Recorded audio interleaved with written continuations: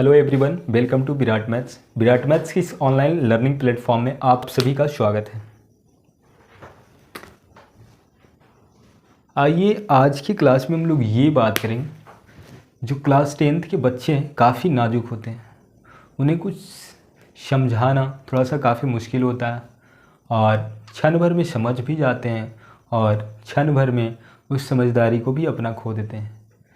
तो उन सारे बच्चों से मेरा ये गुजारिश है, कृपया अपना आत्मविश्वास को बरकरार रखें। अभी जो फ़िलहाल वक्त है आप सबों के लिए वो एक निष्ठापूर्वक एक संकल्प लेने का एक समय है। इस समय में अभी से आप अगर चाह जाते हैं कि नहीं कुछ कर दिखाना है, तो बिल्कुल ही आप अपने उद्देश्य को पा सकते हैं।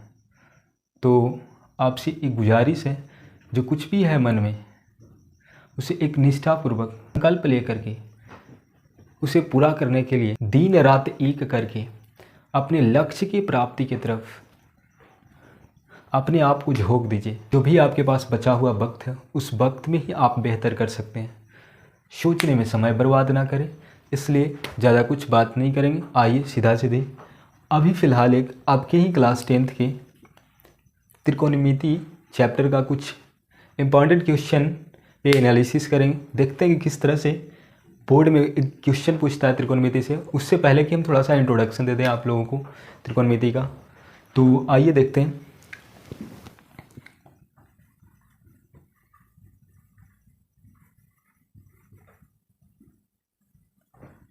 त्रिकोणमिति जिसे हम लोग इंग्लिश में क्या बोलते हैं? ट्रिग्नोमेट्री। क्या बोलते हैं? ट्रिग्नोमेट्री।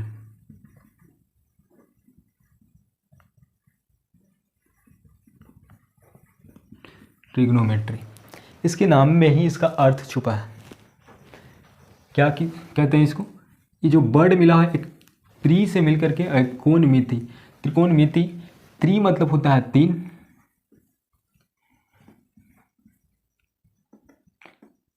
इसको कोण समझे तो भी कोई दिक्कत नहीं है, या फिर आप भुजा भी बोल दें तो भी कोई दिक्कत नहीं। और मिति मतलब क्या होता है? माप। क्या होता है बच्चों? माप होता है। तो 3 भुजा या फिर कोनों से घिरी हुई आकृति को हम लोग क्या बोलते हैं? त्रिभुज बोलते हैं। तो ये जो आपका त्रिकोणमिति चैप्टर है, ये कहीं कुछ ऐसा नहीं लिखा हुआ कि आपकी राइट एंगल ट्रायंगल में ही काम आने वाला है। समकोण त्रिभुज के लिए ही नहीं है, ये आप किसी भी ट्रायंगल में यूज कर सकते हैं ये त्रिकोणमिति को। बट फिलहाल जो आपके क्लास 10th में पढ़ना वो सिर्फ और सिर्फ समकोण त्रिभुज के लिए है। तो त्रिकोणमिति का 3 भुजाओं से घिरी हुई आकृति को क्या कहते हैं? त्रिभुज कहते हैं। और वो त्रिभुज के 3 भुजाओं से रिलेटेड जो कुछ भी है, जैसे कोण हो गया, भुजा हो गया, इसके बीच के रिलेशन को हम लोग पढ़ेंगे किसमें? त्रिकोणमिति में। किसमें पढ़ेंगे बाबू? त्रिकोणमिति में। इसे इंग्लिश में भी क्या बोलते हैं? ट्रिग्नोट्री मतलब होता है 3, गोनो मीन्स हो गया साइड, मेट्री मीन्स मेजरमेंट। तो 3 साइड से 3 साइड वाले शेप जो है उसको हम लोग ट्रायंगल ही बोलते हैं। और ट्रायंगल की प्रॉपर्टीज पढ़ेंगे किसके रिगार्डिंग? ट्रिग्नोमेट्री के रिगार्डिंग। तो चलिए आइए अब देखते हैं। अब थोड़ा सा इंट्रोड्यूस करवाते हैं, इससे मिलवाते हैं आपको। इसका चलिए नाम दे देते हैं ए बी और सी। थीटा को हमको मन किया कि चलिए एंगल सी पे रख देते हैं। थीटा कहाँ रख दिया मैंने? एंगल सी पे।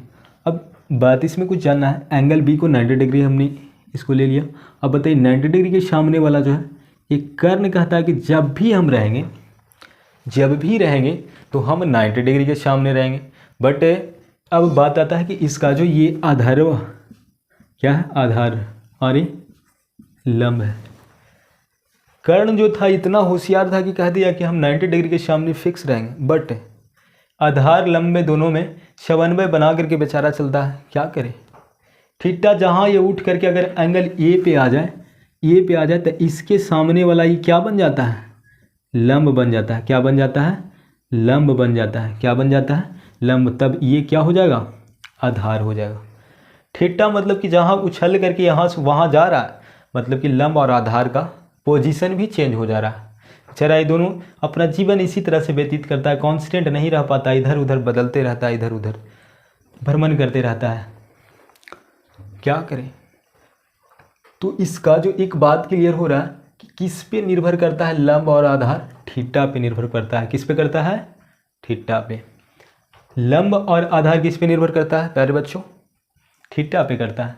चलिए, लेकिन 90 डिग्री के सामने वाला कर्ण इतना होशियार था कि हम 90 डिग्री के सामने वाला अपना जगह कब्जा कर लिए। चलिए आइए देखते हैं।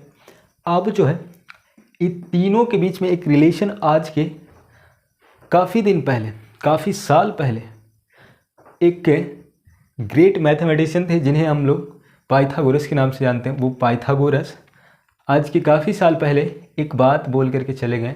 वो उनका तथ्य ये था, उनका कहना ये था कि समकोण त्रिभुजवा के अंदर, किसके अंदर? समकोण त्रिभुजवा के अंदर बड़का भुजवा के स्क्वायर जो होगा, बड़का भुजवा के स्क्वायर, किसका? बड़का भुजवा के जो स्क्वायर होगा वो समकोण त्रिभुज के दो छोटी भुजाओं के वर्गों के योगफल के बराबर होगा। ये बात कह करके वो चले गए। कौन? पाइथागोरस।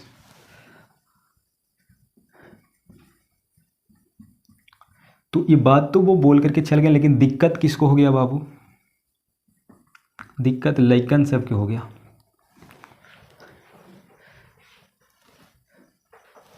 ये बात बोल करके वो चले गए। ये किसके किसके बीच का रिलेशन था? तो लंब, आधार और कर्ण, समकोण त्रिभुज के अंदर के लिए ये रिलेशन दिए थे कि अगर दो गो भुजा दिया हुआ रहेगा, दो गो भुजा गिवन रहेगा, दिया हुआ रहेगा, तीसर का भुजा, ये रिलेशन से हम लोग निकाल लेंगे। एक संबंध दिए, एक फार्मूला जिसे कह सकते हैं हम लोग, ये फार्मूला दे करके वो चले गए और काफ़ी दिन पहले चले भी गए। दिक्कत हम लोग के दे दिए। अब इसको, ये जो बोझ लाद करके दिए, सिर पे जो लाद दिए, उसको अब हम लोग पालन करते आ रहे हैं और करते जाएंगे। और आने वाला नया पीढ़ी भी यही चीज़ पढ़ेगा, लोगों को पढ़ाएगा। तो आइए देखते हैं। आप थोड़ा सा समझते हैं। ये थोड़ा सा जो आप बता रहे हैं ना सर, ये ज्योमेट्री से कुछ रिलेटेड लग रहा है टर्म, लेकिन फिर भी देखिए, आइए कोरिलेट करते हैं। कुछ ना कुछ इसमें नाम दिया गया। आइए थोड़ा सा इंग्लिश में भी जान लेते हैं इसका। लंब को हम लोग अगर यहाँ पे थीटा फिट करते हैं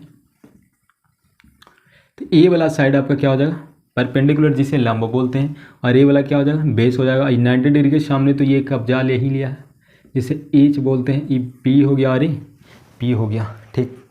अब थोड़ा सा ट्रिग्नोमेट्री के अंदर जब आते हैं ना, तो पाइथागोरस से हट करके थोड़ा सा सोचते हैं। एक रिलेशन आया था, एक रेशियो आया था, एक अनुपात आया, जिसका अलग अलग नामकरण है।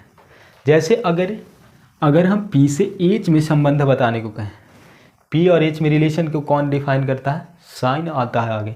कौन आता है? साइन। तो आइए टी रेशियो कुछ है, त्रिकोणमितीय अनुपात जिसे कहते हैं, वो त्रिकोणमितीय अनुपात कुछ है, उसे समझते हैं।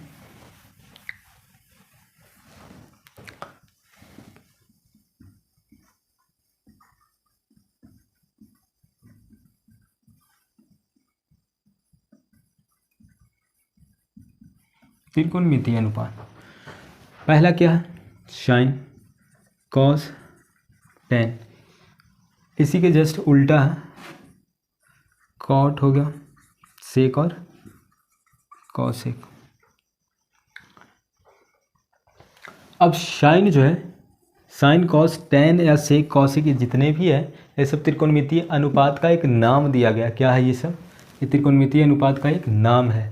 अब ये नाम देखिए, साइन जो है किसके लिए यूज किया जाता है?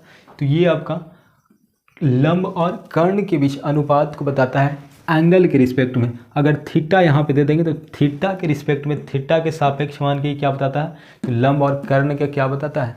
रेशियो को डिफाइन करता है। तो साइन थीटा के यहाँ से फॉर्मूला हो जाता है पी अपन एच हो जाता है। इसी तरह से कॉस भी जो है थीटा के रिस्पेक्ट में क्या बताता है? किसके किसके बीच रिलेशन बताता है? तो बी और एच के बीच रिलेशन बताता है। टेन भी है, टेन जो है किसके किसके बीच रिलेशन को बताता है? तो टेन जो है पी और बी के बीच रिलेशन को डिफाइन करता है। इसी तरह से रिवर्स था, टेन का रिवर्स क्या है? कॉट, कॉस का रिवर्स सेक और साइन का कॉसेक।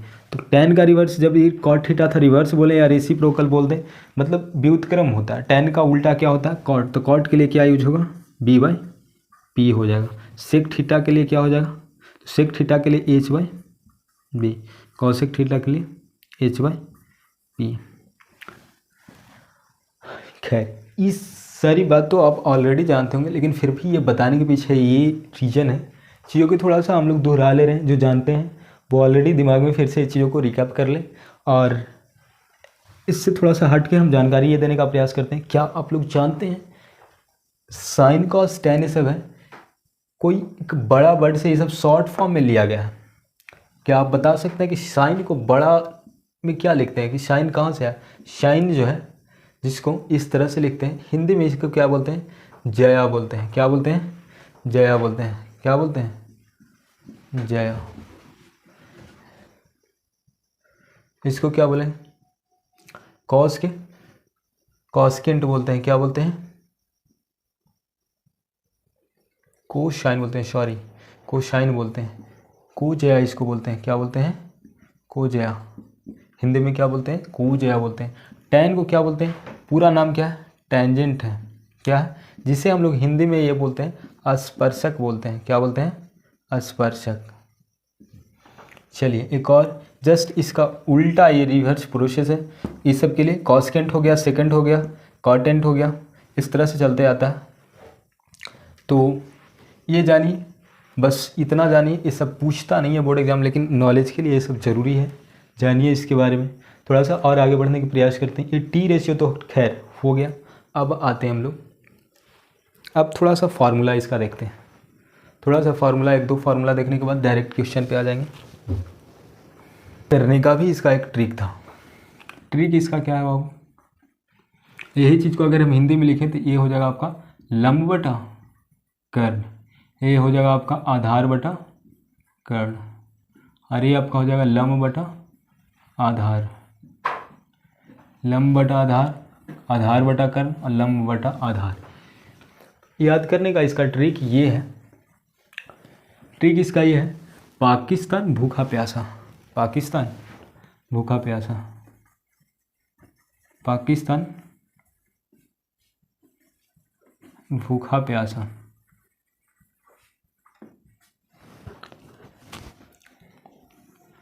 हिंदुस्तान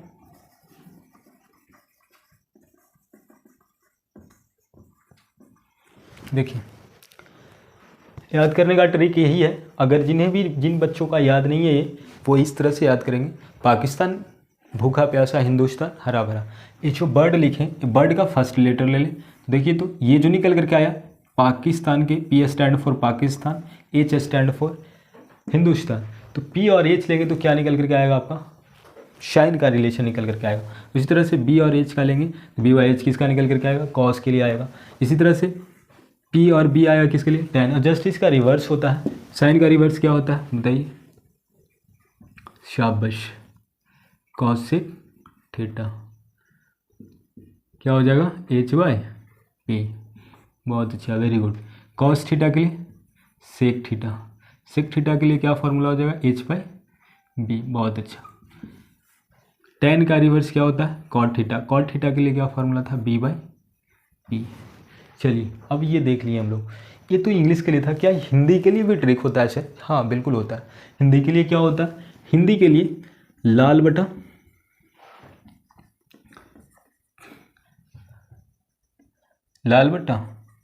का होता है ल, इसमें एक मिल रहा है ल प्लस अ आ रहा होगा। ल बोल दिए तो जिससे लम भी बोल सकते हैं, और फिर आ रहा है, फिर ल आ रहा है, यही आ रहा है। तो इसमें क्या आ रहा है? क्या आ रहा है? क्या आ रहा है? और आ रहा है। तो देखिए ये लम बटा कर्ण हो गया, आधार बटा कर्ण हो गया, और लम बटा आधार हो गया, लाल बटा कक्का। या तो फिर एक और ट्रिक है, पंडित बद्री प्रसाद हरि हरि बोले, पंडित बद्री प्रसाद हरि हरि बोले। इस तरह से भी आप इसे याद रख सकते हैं। खैर आइए अब आगे बात करते हैं। इसके बाद आपका जो फार्मूला होता है वो होता है रेसिप्रोकल रिलेशन। रेसिप्रोकल रिलेशन जिसको व्युत्क्रम संबंध बोल सकते हैं। क्या बोल सकते हैं? व्युत्क्रम संबंध। व्युत्क्रम संबंध समझते हैं। व्युत्क्रम जिसका भी जो व्युत्क्रम है, जैसे साइन थीटा का व्युत्क्रम क्या है? साइन थीटा का व्युत्क्रम क्या है? सॉरी, साइन थीटा का व्युत्क्रम है आपका कॉसेक थीटा। तो sine theta into cosec theta equals to क्या हो जाएगा? 1 हो जाएगा। यहाँ पे साइन थीटा आपका फॉर्मूला जो बनेगा वो 1 बाई कॉसेक थीटा बनेगा। इसी तरह से कॉसेक थीटा के लिए भी अगर बनाएंगे तो 1 बाई साइन थीटा होगा। चलिए इतना समझ में आ रहा। अगर वीडियो समझ में ना आए तो बिल्कुल कमेंट करें या फिर वीडियो को बैक में जा कर के फिर से पीछे जा कर के फिर से देखें, या फिर उससे भी दिक्कत हो रहा हो तो कॉन्टैक्ट नंबर दिया हुआ है, उस कॉन्टैक्ट नंबर पे कॉल करके आप बिल्कुल अपना राय या सलाह दे सकते हैं। किसी भी तरह का दिक्कत आपको अगर वीडियो में नज़र आता है तो, या कहीं कुछ गलत बोल दिया जाता है मेरे द्वारा या फिर लिख दिया जाता है बाय मिस्टेक, तो आप थोड़ा सा उसे ज़रूर से ज़रूर इन्फॉर्म करें मुझे। चलिए आइए देखते हैं। चलिए इसके बाद और भी एक फार्मूला है, वो फार्मूला ये है। इसी तरह से कॉस का भी एक रिलेशन होता है, cos theta into sec theta equals to 1। अब बताइए कॉस थीटा के लिए क्या हो जाएगा, 1 by shake theta. Very good. इसी तरह से शेक थीटा के लिए क्या हो जाएगा बाबू, 1 बाई कॉस थीटा। चलिए अब बताइए टेन थीटा के लिए भी फार्मूला हो जाएगा। टेन थीटा के लिए होगा तो टेन थीटा के लिए क्या हो जाएगा, tan theta equals to tan theta into cot theta equals to 1। Tan theta के लिए क्या हो जाएगा, 1 बाई कॉट थीटा, और कॉट थीटा के लिए क्या हो जाएगा, 1 बाई टेन थीटा। चलिए ये हम लोग रेसिप्रोकल रिलेशन, दो तरह का फार्मूला अभी मैंने डिस्कस किया। चलिए इसको पहले नोट डाउन कर लीजिए या देख लीजिए एक बार वीडियो पॉज करके, और फिर आगे अब हम लोग देखते हैं इस पे बेस्ड क्वेश्चन सीखेंगे। और इतना ही नहीं, सीखना सबसे बड़ी बात नहीं है, उसको यूटिलाइज करना है, प्रैक्टिस करना है। प्रैक्टिस करके खुद से देखना है कि हम कितना बेहतर बना सकते हैं, क्योंकि आपकी एग्जामिनेशन हॉल में कोई जाने वाला नहीं है। भले यहाँ पे हम भी बता रहे हैं, सिखा रहे हैं, लेकिन प्रैक्टिस करना आपका काम है। प्रैक्टिस आप जितना ज़्यादा से ज़्यादा करेंगे उतना ही आपके लिए बेहतर होगा। तो मैं सिर्फ ये सलाह या सुझाव दे सकता है कि आप किस तरह से प्रैक्टिस करें, किस तरह से अभी से रणनीति बना करके पढ़ें, जिससे आपका बोर्ड एग्ज़ाम में आप जा कर के बेहतर तरीके से कॉपी लिखें और उसका परिणाम भी फिर बेहतर आए।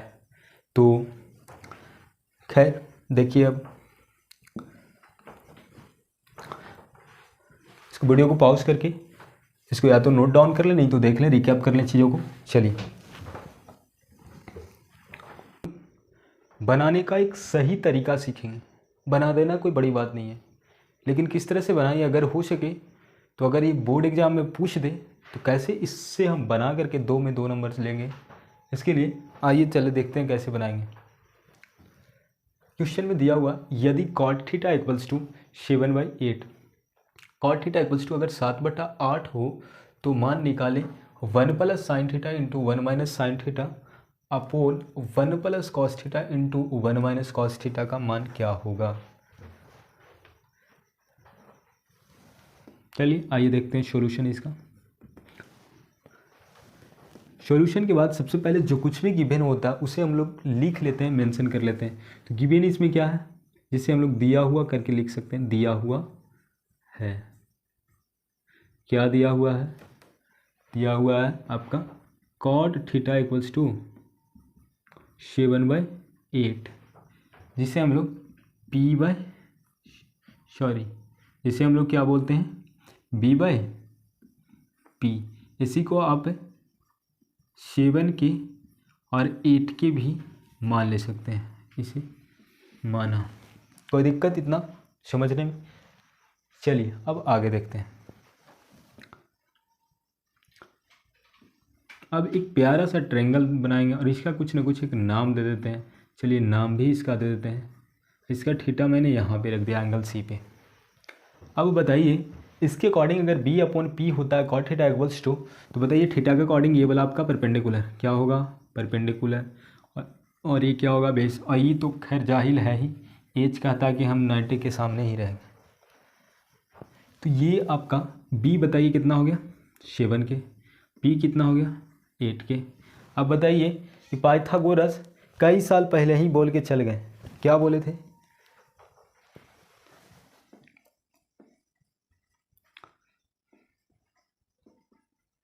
हम लोग जानते हैं, क्या जानते हैं, h square equals to root under p square plus b square. चलिए आइए रख देते हैं इसके अंदर वैल्यू। तो बताइए ये 8 के का स्क्वायर हो गया, 7 का स्क्वायर हो गया। तो बताइए रूट के अंदर कितना हो जाएगा 64 के स्क्वायर, इस 7 का करेंगे तो 49 के स्क्वायर। इसके बाद और आगे बढ़ेंगे तो ये आपका हो गया 3 हो गया, और इस तरफ हो जाएगा 113 के स्क्वायर रूट से बाहर हो जाएगा। क्यों बाहर हो रहा है? क्योंकि पेयर लग सकता है, या तो स्क्वायर से रूट कैंसिल होगा, के स्क्वायर का वर्गमूल संभव है, इसलिए रूट के अंदर आपका 113 रह जाएगा और के बाहर हो जाएगा। कुछ भी यूनिट ना दिया हुआ रहे तब उसको हम लोग क्या इकाई मान लेंगे, क्या मान लेंगे? इकाई मान लेंगे। चलिए क्लियर है इतना। तो ये जो आपका निकल करके आया वो एच का वैल्यू निकल करके आया। किसका निकल करके आया? एच का। अब बात आता है, कुछ बच्चों का ये कहना होगा कि ये आप क्यों लेते जा रहे हैं? अरे इसलिए ले रहे हैं, एक वेरिएबल इसके साथ इंक्लूड कर दें, किसी तरह का कोई दिक्कत ना रहे इन केस फ्यूचर में, और इससे कोई फ़र्क भी नहीं पड़ता। ऊपर में भी के दे दिया मैंने और नीचे में भी के दे दिया, बस। तो एच का वैल्यू जो निकल करके आया वो कितना आया फाइनली? रूट अंडर 113 के आ गया। चलिए ये एच ऑलरेडी निकाले। अब थोड़ा सा बताइए, तो अब वैल्यू पुट कर लेंगे प्रश्न से। प्रश्न में क्या दे रखा है? तो प्रश्न में आपको ये दे रखा 1 plus sine theta into 1 minus sine theta, यही है ना? 1 प्लस कॉस थीटा और 1 माइनस कॉस थीटा। कितनों नालायक बच्चा है, बहुत सारे अभी नालायक बच्चा ये होंगे जिन्हें ये भी पता नहीं होगा कि ये जो फॉर्मेट है ए plus B into A minus B के टर्म में है या नहीं। हाँ बिल्कुल है। तो क्या इसका फार्मूला होता है? ज़रा कोई बताएंगे? 1 का स्क्वायर माइनस साइन थीटा का स्क्वायर, और नीचे में भी उसी तरह से 1 का स्क्वायर हो गया और ये कॉस थीटा का स्क्वायर। क्यों ऐसे करते रहे? अरे ऐसे करने से ये शॉर्ट हो जाता है। हम लोग शॉर्ट वे अपनाना चाहते हैं, हर चीज़ में चाह रहे हैं कि ना कम से कम टाइम में बेहतर कर दें। तो क्यों ना हम लोग मैथ बनाते वक्त भी सोचे कि ना एक आध दो स्टेप हम लोग थोड़ा सा सेव कर लें टाइम। एक आध दो स्टेप करने में जो वक्त बर्बाद करेंगे वो कम से कम 1-2 स्टेप को कम करके वक्त को थोड़ा सा बचा लें। तो देखिए कहाँ से लाए थे, इसका फार्मूला क्या होता था? तो A square minus B square equals to क्या था? A plus B into A minus B. Clear है? चलिए अब कुछ नहीं करना, बस इसमें वैल्यू पुट करिए। 1 का स्क्वायर 1, साइन थीटा के लिए बताइए तो क्या यूज होता था? तो पी अपॉन एच। नीचे में बताइए 1 माइनस क्या हो जाएगा? कॉस थीटा का बी अपॉन एच। बस वैल्यू पुट करिए, 1 माइनस क्या हो जाएगा? तो 1 माइनस पी का वैल्यू क्या था बताइए देख करके? पी का वैल्यू था 8 के, और इसके लिए वैल्यू क्या था? 7 के से के कैंसल आउट। इस तरफ देखिए एच के लिए कितना निकाल करके लाए थे? Root under 113। इस तरह से 1 माइनस 7 के और नीचे में हो जाएगा 113 के से के कैंसल आउट, और आपका ये रूट में सिर्फ बचता है। तो ये रूट 113 माइनस 8 हो जाएगा अपॉन 113। नीचे में देखेंगे तो root under 113 minus 7 upon root 113। ये रूट से रूट कैंसिल आउट हो जाएगा। आपका बचेगा रूट अंडर 113 माइनस 8 113 माइनस 7। या तो इतना भी छोड़ देते, नहीं तो इसको रेशनलाइज करके भी आप छोड़ सकते हैं, रेशनलाइज भी कर सकते हैं लास्ट में ले जा करके। क्लियर है? ये समझ में आया? आई होप समझ में आया होगा। खैर आगे देखते हैं। तो आज के लिए बस इतना ही, मिलते हैं नेक्स्ट वीडियो में जिसमें हम लोग लेकर के आएंगे। आज के लिए बस इतना ही, मिलते हैं नेक्स्ट वीडियो में। नेक्स्ट वीडियो में हम ये बात करेंगे, ट्रिग्नोमेट्री का इंट्रोडक्शन लगभग हो ही गया। इसके बाद हम लोग स्क्वायर रिलेशन से कुछ फार्मूला करेंगे, कॉम्प्लीमेंट्री रिलेशन से करेंगे, और इसके साथ ही टी टेबल जिसमें वैल्यू सारणी है, मान सारणी जिसमें वो मान सारणी से हम लोग वैल्यू पुट कर करके क्वेश्चन को बनाना सीखेंगे, और आसान से आसान तरीकों के साथ। क्वेश्चन एक रहेगा लेकिन बनाने का तरीका बहुत सारा होगा, और उस बहुत सारे तरीकों में से जिसे भी आप अपना लें वो आपके लिए बेहतर साबित होगा। खैर चलिए ज़्यादा बात नहीं करेंगे, मिलते हैं नेक्स्ट वीडियो में। जय हिंद, जय भारत।